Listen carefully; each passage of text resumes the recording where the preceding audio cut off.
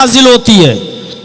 आज भी जो लोग हज या उम्रा करने के लिए जाते हैं और गए होंगे, उन्होंने जबल नूर जरूर देखा होगा। जबल नूर की ऊंची टॉप चोटी पर वो गारे हिरा का मंजर उनके आंखों के सामने होगा। उस जमाने में बड़ा खतरनाक रास्ता था। आज तो थोड़ा सा रास्ता बना दिया गया है, लोग चढ़ते हैं और पहुंच जाते हैं वहां तक, लेकिन आज भी वहां जाने में डर लगता है। बहुत ऊंचाई पर है गारे हिरा, लेकिन थोड़ा सा रास्ता काट पीट के बना दिया गया है, वहां तक लोग पहुंच जाते हैं। लेकिन 60, 65, 70 साल का आदमी आज भी वहां जाने का नाम नहीं लेता है, नहीं चढ़ता। और उस जमाने में 1400-1450 साल पहले जब रास्ता बना हुआ नहीं था और ऐसे ही ये पकड़ लिया, वो पहाड़ पकड़ा, ये पत्थर पे पैर रखा और इस तरीके से जब चढ़ा जाता था, और फिर इतनी ऊंचाई पर, और लाइटों का जमाना नहीं था, कुमकुमों का जमाना नहीं था। उस जमाने में अल्लाह के नबी सल्लल्लाहु अलैहि वसल्लम कई कई दिन का खाना लेकर जाते थे और उस गारे हिरा के अंदर आप अल्लाह की इबादत में मसरूफ रहते थे। ये उस जमाने की बात बता रहा हूं। आज तो लाइटें लग गई हैं, आज तो कुमकुमे जलते हैं, आज तो रास्ता बना दिया गया है, आप चढ़ गए, आराम से पहुंच गए। उस जमाने में जब दुश्वार कुन रास्ता था, सीधे और चढ़कर कई कई दिन तक उस गार में अल्लाह के नबी रहते थे, रात भी वहीं गुजारते थे। रमजान की एक रात आई जिसको लैलतुल कद्र कह दिया गया है। उस रमजान की रात के अंदर जिब्राइल अमीन इंसानी शक्ल में दाखिल होते हैं गारे हिरा में, और गारे हिरा में दाखिल होने के बाद मुहम्मदुर रसूलुल्लाह सल्लल्लाहु अलैहि वसल्लम के पास जाकर बैठ जाते हैं। अब पढ़िए बुखारी शरीफ किताबो बदिल वही के अल्फाज।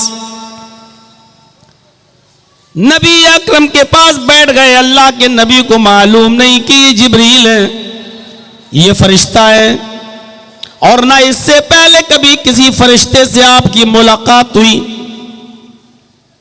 अचानक इंसानी शक्ल में आया जिब्राइल, और आने के बाद मुहम्मदुर रसूलुल्लाह के पास बैठ गया और बैठकर कहने लगा, इक़रा या मोहम्मद, आए मोहम्मद पढ़ो, इक़रा या मोहम्मद, आए मोहम्मद पढ़ो। मुहम्मदुर रसूलुल्लाह जवाब देते, माना बिकारी, मैं पढ़ा हुआ नहीं हूं। भाई जर्जीस को अगर किसी ने पढ़ाया ना हो और मैं अनपढ़ हूं और आप मुझसे कहें कि पढ़ो, या ऐसे कोई किताब ले और कहें कि पढ़ो, तो हम क्या कहेंगे? अरे साहब मैं पढ़ा हुआ नहीं हूं, मुझे पढ़ना नहीं आता। तो मुहम्मदुर रसूलुल्लाह ने वही जवाब दिया जिब्राइल से, तो मुझसे कह रहे हो पढ़ो, माना बिकारी, मैं पढ़ा हुआ नहीं हूं। हजरत जिब्राइल मुस्कुराए और मुहम्मदुर रसूलुल्लाह को, मोहम्मद इब्ने अब्दुल्लाह को पकड़ा और अपने सीने से लगाया और जोर से दबाया, ऐसे पकड़ के जोर से दबाया। फरिश्ते की ताकत। अल्लाह के नबी फरमाते हैं, जब जिब्रील ने मुझे अपने सीने से दबोचा और कस के जब दबाया, प्रेस किया मुझे, लक़द खशीतु अला नफ्सी, मुझे ऐसा महसूस हुआ कि कहीं मेरी जान न निकल जाए, कहीं मेरी जान न चली जाए।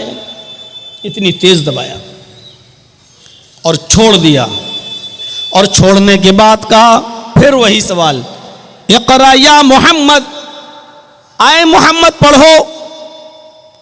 अल्लाह के नबी फरमाते, माना बिकारी, तुम मुझसे फिर पढ़ने के लिए कह रहे हो, मैं पढ़ना नहीं जानता, मैं पढ़ा हुआ नहीं हूं। जिब्रील ने दोबारा पकड़ा, सीने से लगाया और जोर से प्रेस किया, जोर से दबाया और दबाने के बाद फिर छोड़ दिया। अल्लाह के नबी फरमाते हैं दोबारा जब दबाया तब भी मुझे ऐसा लगा कहीं मेरी जान न चली जाए। फिर छोड़ दिया, छोड़ने के बाद फिर वही सवाल किया, इक़रा या मोहम्मद, आए मोहम्मद पढ़ो। अल्लाह के नबी कहते हैं, वो बार बार मुझसे पढ़ने के लिए कहने वाले, क्यों मुझको बार बार पढ़ने के लिए कह रहे हो? मैं पढ़ा हुआ नहीं हूं। जब मैं पैदा हुआ तो मैंने अपने बाप का चेहरा नहीं देखा। जब मैं दुनिया में आया, मैं अपनी मां के पेट से बाहर आया तो मैंने बाप का चेहरा नहीं देखा।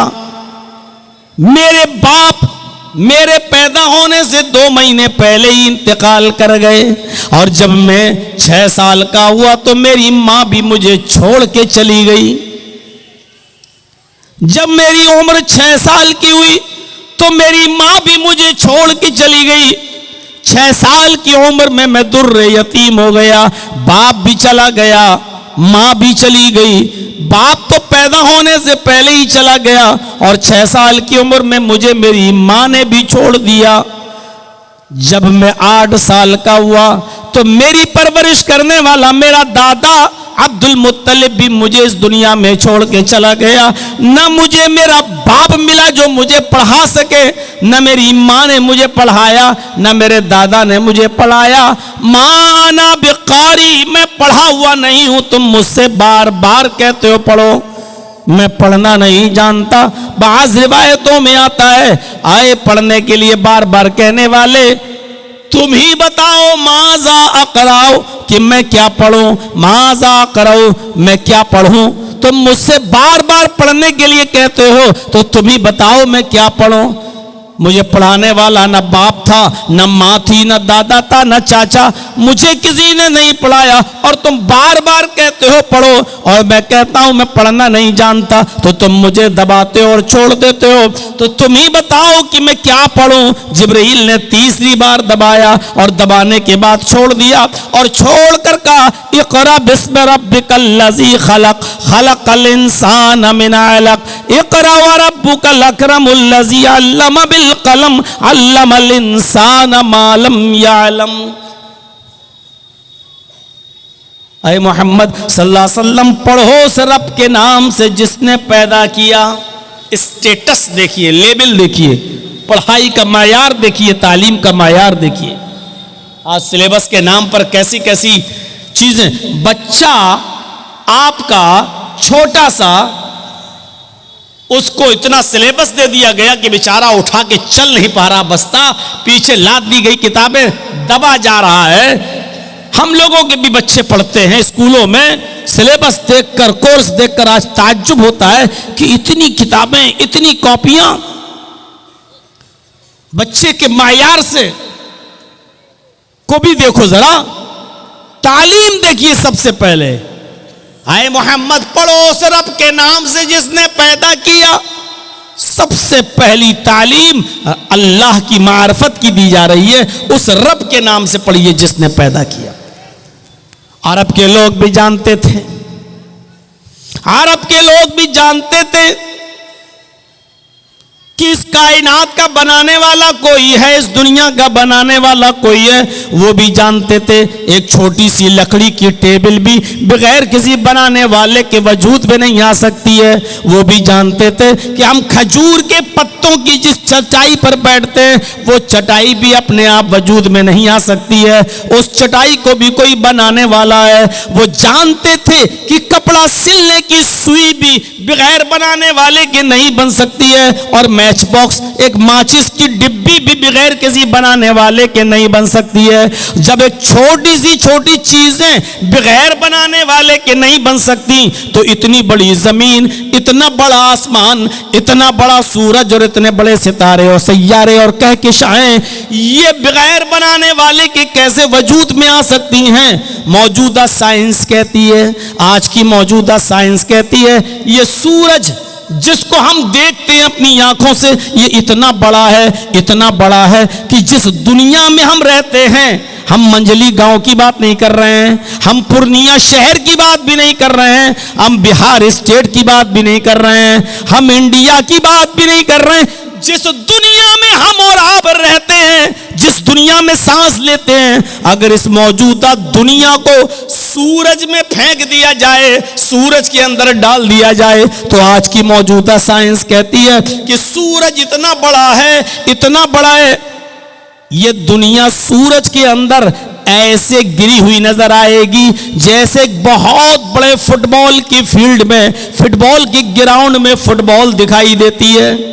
आपने फुटबॉल का मैच देखा होगा, कितना बड़ा ग्राउंड और स्टेडियम होता है। उस स्टेडियम में अगर एक फुटबॉल डाल दो तो फुटबॉल कोने में पड़ी हुई नजर आती है, एक साइड में दिखाई देती है। सूरज इतना बड़ा है इस दुनिया से कि अगर दुनिया को सूरज में डाल दिया जाए तो दुनिया एक गेंद, एक बॉल, एक फुटबॉल की तरह नजर आएगी। यानी और इतना बड़ा है सूरज। अब आप अंदाजा लगा सकते हैं कि उस सूरज में दुनिया एक फुटबॉल नजर आए तो सूरज कितना बड़ा हुआ है। ये आज की मौजूदा साइंस कहती है।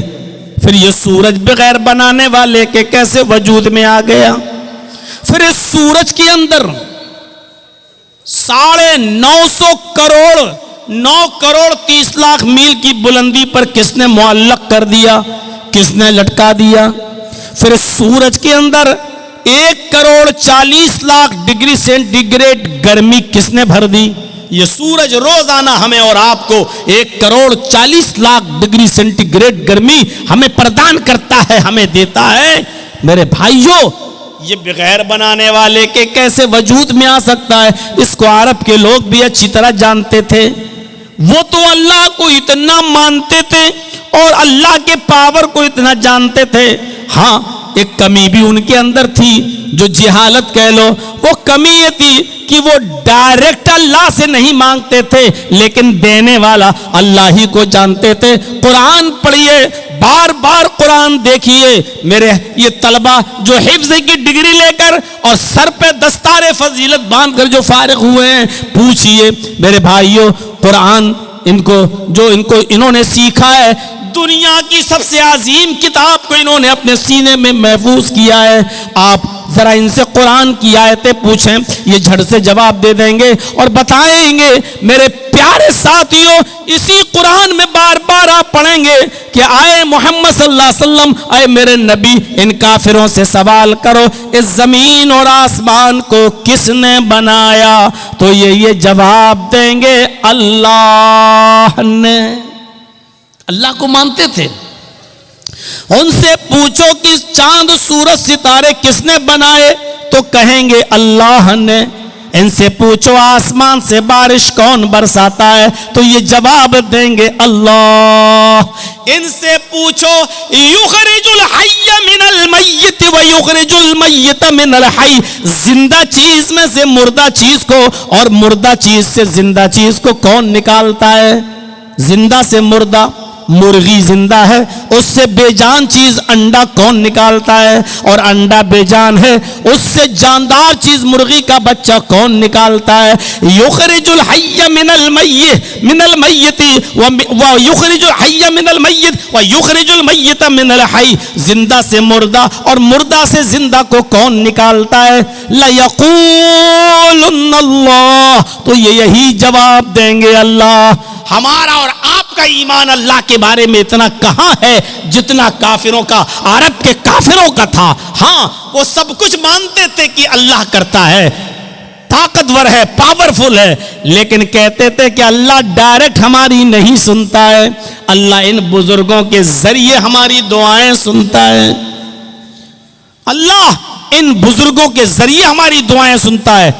तब अल्लाह ने समझाने के लिए मिसालें दी कि तुम कहते हो अल्लाह को सुनने के लिए बुजुर्गों का सहारा चाहिए, वसीला चाहिए।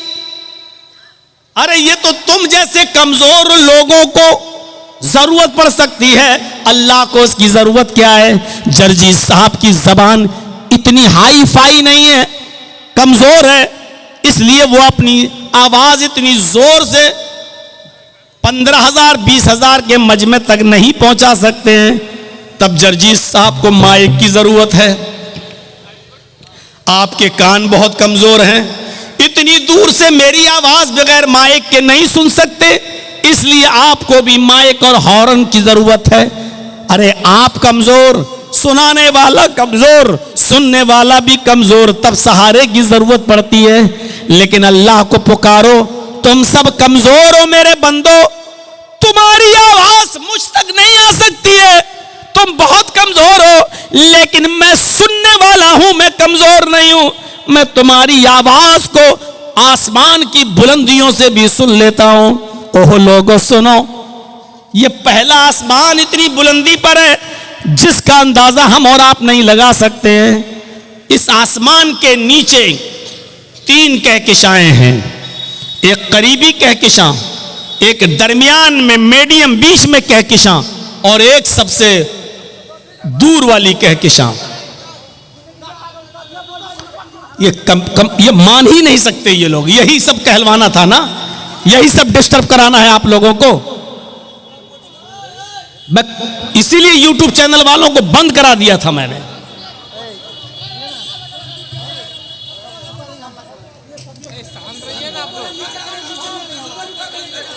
अरे ये लोग लाखों रुपए कमा रहे हैं भाई, ये लोग नहीं करेंगे।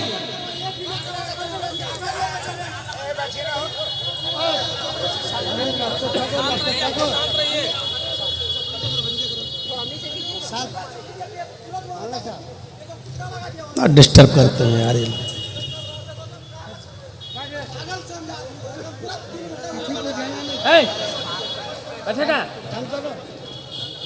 सब स्टैंड हटा के अपने अपने हाथ में लेके बनाइए। तो चलिए स्टैंड हटा दीजिए, अपने अपने हाथ में ले लीजिए मोबाइल।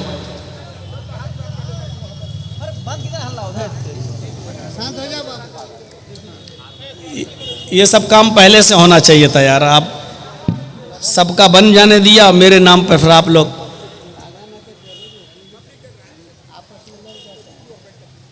यार कोई ऐसा तरीका अपनाइए कि आपका भी काम हो, पीछे वालों को भी डिस्टर्ब ना हो। कुतुब मीनार की तरह ऊंचा खड़ा कर दिया, दूसरों को दिक्कत हो रही है।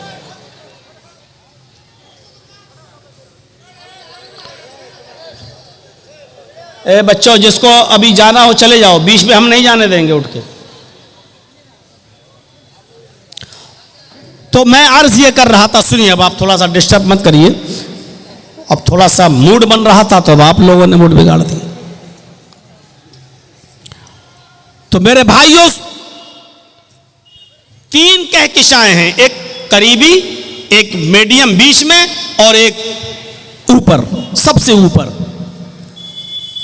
करीबी जो कहकशां है, अब सुनिए अल्लाह रब्बुल आलमीन कहां है। बहुत आसान है कह देना अल्लाह हर जगह है। लोग अकीदा रखते हैं, ये शिरकिया अकीदा है, अल्लाह हर जगह। अल्लाह हर जगह नहीं है। अपने अकीदे की इस्लाह कर लो। अल्लाह अर्श पर है, सुम्मस्तवा अलल अर्श, अल्लाह अर्श पर है। अगर आपने कह दिया अल्लाह हर जगह है, तो क्या नालियों में भी अल्लाह है? क्या लैट्रिन में भी अल्लाह है? क्या कुत्ते के जिस्म में भी अल्लाह है? ये तो काफिर और मुशरिकों का अकीदा है। हमारे गैर मुस्लिम भाइयों का अकीदा है, वो कहते हैं आत्मा और परमात्मा दोनों एक ही है। ईश्वरत्व का मनुष्यत्व में परिणत होना, वो कहते हैं कि ये इंसान के अंदर जो रूह है यही अल्लाह है, यही ईश्वर है। हर इंसान के अंदर जो रूह है वही ईश्वर, वही अल्लाह। और वो कहते हैं कि अल्लाह हर जगह है, हर जगह। अब गौर करो कि हम, ये आवाज जो हमारी निकल रही है, इसी को कहते हैं कि यही ईश्वरीय शक्ति है, यही अल्लाह है। अब गौर करो, एक औरत में भी अल्लाह है भाई, वो भी तो जिंदा है। एक कुत्ता जिंदा है तो उसमें भी रूह है, एक बिल्ली जिंदा है तो उसमें भी रूह है। अगर हम इसी आत्मा ही में परमात्मा मान लें, इंसान की इसी रूह को अगर हम ईश्वर का दर्जा दे दें, तो एक आदमी दूसरे को मारता है, जो मार रहा है उसमें भी अल्लाह, और जिसको मार रहा है उसमें भी अल्लाह। तो इसका मतलब क्या होगा? अल्लाह अल्लाह ही को मार रहा है। एक आदमी दूसरे को गाली दे रहा है, तो जो गाली दे रहा उसमें भी अल्लाह, और जिसको गाली दी जा रही है उसके अंदर भी अल्लाह। तो इसका मतलब क्या होगा? अल्लाह अल्लाह ही को गाली दे रहा है। एक आदमी में भी आत्मा है, वही परमात्मा, और एक औरत में भी वही आत्मा है, वही परमात्मा।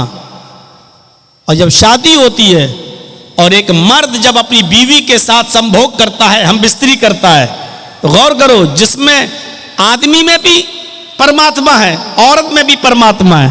इसका मतलब क्या हुआ? अल्लाह अल्लाह ही से संभोग कर रहा है, हम बिस्तरी। नौज बिल्लाह मिन जालिक। यह अकीदा इंतहाई घटिया अकीदा है। अल्लाह हर जगह नहीं है, अल्लाह अर्श पर है। खुद कुरान कहता है तुम मस्तवा अल अर्श, अल्लाह अर्श पर मुस्तवी है, अल्लाह अर्श के ऊपर है, अल्लाह अर्श पर है। अब अर्श कहां है जरा ये देखिएगा। थोड़ी सी बात है, बात आगे बढ़ाऊंगा मैं, पहले ही समझ लीजिएगा अर्श कहां है। पहले आसमान के नीचे जो 3 कहकशाएं हैं, सबसे नजदीक वाली कहकशां, उस नजदीक वाली कहकशां की रोशनी को जमीन पर आने में 3 अरब साल लगते हैं। सबसे नजदीक में जो कहकशां है उसकी रोशनी जमीन पर आने में 3 अरब साल लगते हैं। मीडियम बीच में जो कहकशां है, उस कहकशां की रोशनी को जमीन पर आने में 10 अरब साल लगते हैं। 10 अरब साल। जबकि रोशनी की रफ्तार कितनी है, जहन में बिठाइएगा। मैं किसी को भी खड़ा करके पूछ सकता हूं मैंने क्या बताया है, याद रखिएगा। जिसकी गर्दन झुकी होगी उसी को पहले खड़ा करूंगा। कि करीबी कहकशां की रोशनी को जमीन पर आने में 3 अरब साल लगते हैं। मीडियम बीच में जो कहकशां है, उस कहकशां की रोशनी को जमीन पर आने में 10 अरब साल लगते हैं। और रोशनी की रफ्तार कितनी है, यानी कितनी तेज स्पीड से वो रोशनी चल रही है, तब उसको 10 अरब साल लगते हैं। एक सेकंड में 3 लाख मील। इससे पहले के साइंटिस्ट लोग तहकीक करके कहते थे 1 सेकंड में 1,86,000 मील। मौजूदा साइंस कहती है 1 सेकंड में 3 लाख मील की रफ्तार से रोशनी चलती है, तब उसको जमीन पर आने में कितना साल लगता है? 10 अरब साल। आंख बंद करो खोलो, 1 सेकंड हो गया। आंख बंद करो खोलो, 1 सेकंड हो गया। इतनी देर में कितनी रफ्तार तय कर ली रोशनी ने? 3 लाख मील। 60 सेकंड में, 1 मिनट में कितनी रफ्तार हो गई? 1 घंटे में कितनी होगी? 1 दिन में कितनी होगी? 1 हफ्ते में कितनी होगी? 1 महीने में कितनी होगी? 1 साल में कितनी होगी? 1000 साल में कितनी होगी? 1 लाख साल में कितनी होगी? 1 अरब साल में कितनी होगी? 10 अरब साल लगते हैं। जबकि ये बीच वाली कहकशां है, अभी इससे ऊपर सबसे आखिरी कहकशां तो अभी बाकी है। उस रोशनी को जमीन पे आने में 10 अरब साल लगते हैं। और सबसे ऊपर जो कहकशां है, मौजूदा साइंस कहती है उस रोशनी को चले हुए आसमान से, उस रोशनी को कहकशां से चले हुए 20 अरब साल तो हो चुके हैं, लेकिन उसकी रोशनी अभी तक जमीन पर नहीं आई है। ये पहले आसमान के नीचे की कहकशां का हाल है, अभी पहला आसमान नहीं आया। 20 अरब साल पहले आखिरी कहकशां की रोशनी चली थी, लेकिन 20 अरब साल गुजर जाने के बाद भी अभी वो रोशनी जमीन पर नहीं आई। अभी उसको कितना और अरसा लगेगा कुछ पता नहीं है। साइंटिस्ट कहते हैं कि अभी कोई पता नहीं है कि कितने साल और लगेंगे उसको जमीन पर आने में। इसके ऊपर और बहुत ऊपर पहला आसमान, फिर पहले आसमान से दूसरे आसमान पर आप जाएंगे तो फिर उम्र लगेगी 500 साल। पहले आसमान पर पहुंची आप, उसके बाद पहले आसमान से दूसरे आसमान पर जाएंगे तो फिर उम्र चाहिए 500 साल। दूसरे आसमान से तीसरे आसमान पर जाएंगे तो फिर उम्र चाहिए 500 साल। तीसरे आसमान से चौथे आसमान पर जाइए, फिर उम्र चाहिए 500 साल। चौथे से पांचवें पर 500 साल, पांचवें से छठे पर 500 साल, और छठे से सातवें पर 500 साल। अब सातवें आसमान के ऊपर भी अभी अर्श नहीं आया। पढ़िए हदीसें बुखारी वगैरह की, सातवें आसमान के ऊपर फिर 500 साल का सफर करिए तो एक समंदर। अल्लाह ताला का अर्श पहले समंदर में था, अल्लाह का अर्श पहले समंदर पे था। हदीसें हमें यही बताती हैं, सातवें आसमान पर सफर करने के बाद 500 साल का, उसके बाद में आएगा समंदर। फिर उस समंदर को क्रॉस करिए 500 साल में, उसके बाद फिर सफर करिए।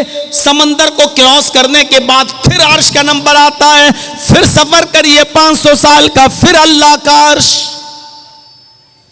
उस अर्श पर अल्लाह, जब औस इब्न सामित ने अपनी बीवी खौला बिनते सालबा से जिहार कर लिया, जब औस इब्न सामित ने अपनी बीवी खौला बिनते सालबा को अपने ऊपर मां की तरह हराम कर लिया, और सुनिए मंजर, अंते अलैया का ज़हरी उम्मी, गुस्से में कह दिया तू मुझ पर मेरी मां की तरह हराम हो गई। गुस्सा ठंडा हुआ तो अल्लाह के नबी के पास भेजा, दरवाजा खटखटाया, अल्लाह के नबी ने दरवाजा खोला, और जैसे ही दरवाजा खोला तो हजरत आयशा खड़ी हैं। खौला बिनते सालबा कहती है मैं आपके नबी से, अल्लाह के रसूल से मैं मिलने आई हूं, इजाजत मिलती है। अल्लाह के नबी और खौला बिनते सालबा गुफ्तगू कर रहे हैं। खौला कह रही हैं आए अल्लाह के नबी, मुझे मेरे शौहर ने मुझे अपनी मां की तरह हराम कर लिया है, गजब हो गया है, बच्चों को कौन खिलाएगा पिलाएगा, हमारे लिए कोई रास्ता बताइए, हम क्या करें। अल्लाह के नबी फरमाते हैं अब कोई रास्ता नहीं है, अब तुम अपने शौहर पर हराम हो चुकी हो, तुम उनके लिए जायज नहीं हो, अब तो तुम हराम हो चुकी हो। अल्लाह के रसूल के पास कोई वही नहीं आई थी, अभी तक कोई अहकाम नाजिल नहीं हुए थे, इसलिए अल्लाह के नबी मना कर दिए। हजरत आयशा फरमाती हैं मैं उसी हुजरे में, उसी कमरे में कोने में बैठी हुई थी, मुश्किल से 2-3 मीटर की, 2-3 गज की दूरी होगी। 2-3 गज कितना हुआ, जैसे ये मोबाइल स्टैंड लगा हुआ वहां, और यहां हजरत आयशा कहती मैं बैठी हुई थी, वहां अल्लाह के नबी और खौला बिनते सालबा बातें कर रही हैं। वो दोनों इतनी आहिस्ता बातें कर रहे हैं, वो दोनों इतनी आहिस्ता गुफ्तगू कर रहे हैं कि लम अस्मा कलामहुमा, कि उन दोनों की गुफ्तगू को मैं सुन नहीं पा रही थी, उन दोनों की आवाज मुझे सुनाई नहीं दे रही थी, मुझे पता नहीं कि वो दोनों क्या बोल रहे हैं, क्या बातें कर रहे हैं, खौला क्या शिकायत कर रही हैं और अल्लाह के नबी क्या जवाब दे रहे हैं। फरमाती हैं कि उन दोनों की गुफ्तगू को मैं सुन नहीं पा रही थी। आसमान से जिब्राइल आए, फरमाया आए मोहम्मद सल्लल्लाहु अलैहि वसल्लम, जिस गुफ्तगू को तुम्हारी बीवी नहीं सुन पा रही है, हजरत आयशा को पता नहीं है कि वो दोनों क्या बातें कर रहे हैं, उस औरत की गुफ्तगू को अल्लाह ने सुन लिया। कद समी अल्लाहु कौलल्लती तुजादिलुका फी ज़ौजिहा व तश्तकी इलल्लाह। आए मोहम्मद सल्लल्लाहु अलैहि वसल्लम, अल्लाह ने उस औरत की फरियाद को सुन लिया, अल्लाह ने उस औरत की दुआ को सुन लिया जो आपसे अपने शौहर के बारे में बात कर रही थी और बहस कर रही थी, तकरार कर रही थी और आपसे कह रही थी कोई रास्ता निकालो। आपकी बीवी आयशा तो सुन नहीं पा रही हैं, उसी कमरे में है लेकिन सुन नहीं पा रही हैं। वल्लाहु यस्मउ तहावुरकुमा, अल्लाह तुम दोनों की गुफ्तगू को सुन रहा था। आप अंदाजा लगाइए कितनी बुलंदी से, कितनी ऊंचाई से। अभी पहले आसमान की दूरी बताई मैंने ना, करीबी कहकशां, मीडियम बीच की कहकशां और आखिरी कहकशां, उसके बाद पहला आसमान, उसके बाद दूसरा आसमान, तीसरा, चौथा, पांचवा, छठा, सातवां, सातवें आसमान के ऊपर समंदर और समंदर के ऊपर अल्लाह का अर्श। इतनी बुलंदी पर होने के बावजूद वो कह रहा है कि मैं तुम दोनों की गुफ्तगू को सुन रहा था। यह है पावर, यह है ताकत। वहां लोग क्या बातें कर रहे हैं, जर्जीस के कानों में नहीं जा रही है। और जर्जीस क्या बोल रहा है, आप भी बगैर माइक के नहीं समझ पा रहे हैं और नहीं सुन पा रहे हैं। इस पिंडाल के बाहर उस तरफ औरतें, हमारी मां बहनें आई हुई हैं, बगैर माइक के वो भी जर्जीस की आवाज नहीं सुन सकती, क्योंकि सुनाने वाला भी कमजोर और सुनने वाला भी कमजोर। लेकिन अल्लाह को जब कोई पुकारता है तो पुकारने वाला कमजोर होता है, सुनने वाली जात कमजोर नहीं होती। इक़रा बिस्मि रब्बिकल लज़ी खलक़, पढ़ो उस रब के नाम से। सबसे पहले तालीम रब के पहचान की दी जा रही है, अल्लाह की मार्फत की दी जा रही है। आपने अपनी औलाद